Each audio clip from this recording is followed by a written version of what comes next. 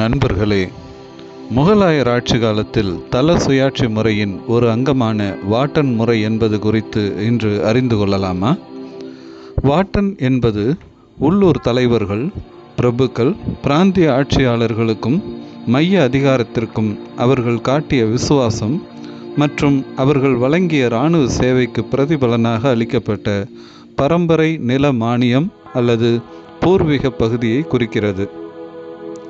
சக்தி வாய்ந்த பிராந்திய தலைவர்கள், குறிப்பாக ராஜபுத்திர தலைவர்களின் விசுவாசத்தை உறுதிப்படுத்த பேரரசர் அக்பரின் ஆட்சியின் பிற்பகுதியில் வாட்டன் ஜாகீர் எனப்படும் முறை முறைப்படுத்தப்பட்டது. சாதாரண ஜாகீர்களைப் போலன்றி வாட்டன் ஜாகீர் என்பது ஒரு பிரபுவின் பூர்வீக நிலத்துடன் பிணைக்கப்பட்டிருந்தது, மேலும் பரம்பரை உரிமையை கொண்டிருந்தது. வாட்டன் ஜாகீர்களை வைத்திருந்தவர்கள் குறிப்பாக ஆம்பர் மற்றும் ஜோத்பூரின் ராஜபுத்திர ஆட்சியாளர்கள் முகலாயர்களின் கீழ் சிற்றரசர்களாக இருந்தபோதிலும் குறிப்பிடத்தக்க அளவிலான உள்ளூர் தன்னாட்சியை அனுபவித்தனர். ஜாகீர்தாரி அமைப்பில் பொதுவாக 4 வகை வருவாய் ஒதுக்கீடுகள் இருந்தன. அவை ஜாகீர் டங்கா, மஷ்ரூத் ஜாகீர், இன் ஆம் ஜாகீர்கள் மற்றும் வார்டன் ஜாகீர்கள் ஆகும்.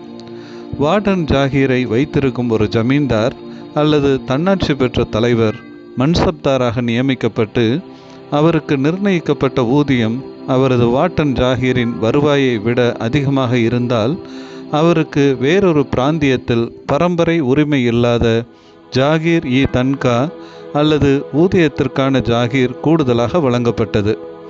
மேலும் வாட்டன் ஜாகீர் என்பது பொதுவாக முகலாய அதிகாரத்திற்கு அடிபணிந்து பேரரசின் சேவையில் இணைந்த உள்ளூர் தலைவர்கள், தன்னாட்சி ஆட்சியாளர்கள் அல்லது ஜமீன்தார்களின் பூர்வீக நிலம் அல்லது பகுதியுடன் தொடர்புடையதாக இருந்தது.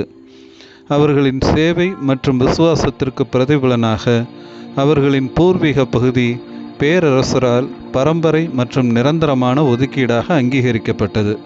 வாட்டன் ஜாகீர் என்பது முகலாய பேரரசிற்குள் உள்ளூர் தலைவர்கள் மற்றும் பரம்பரை ஆட்சியாளர்களுக்கு, குறிப்பாக ரஜபுத்திரர்களுக்கு அவர்களின் பூர்வீக நிலங்களின் மீது வழங்கப்பட்ட பரம்பரை மற்றும் மாற்ற முடியாத நில மானியமாகும்.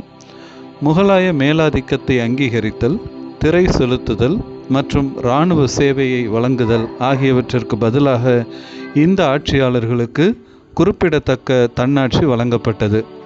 முகலாயர்கள், குறிப்பாக அக்பரின் ஆட்சியின் போது சக்தி வாய்ந்த பிராந்திய தலைவர்களின் பூர்வீக அதிகாரத்தை பறிக்காமலேயே அவர்களை தங்கள் அமைப்பில் இணைக்க வாட்டன் முறையை பயன்படுத்தினர். வாட்டன் ஜாகீர் அந்தந்த குடும்பத்தின் கட்டுப்பாட்டிலேயே நிரந்தரமாக இருந்தது. இருப்பினும் இந்த பரம்பரை நிலங்களை வைத்திருந்தவர்கள் பெரும்பாலும் பரந்த முகலாய நிர்வாக மற்றும் இராணுவ படிநிலையில் மன்சப்தார்களாக இணைக்கப்பட்டனர்.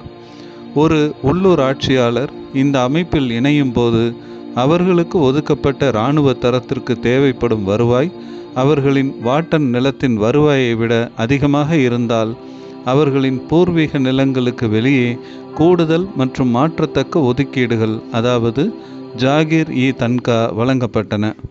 பொதுவாக நிலையானதாக இருந்தபோதிலும் இந்த மானியங்கள் முற்றிலும் பேரரசின் அங்கீகாரத்தை சார்ந்திருந்தன.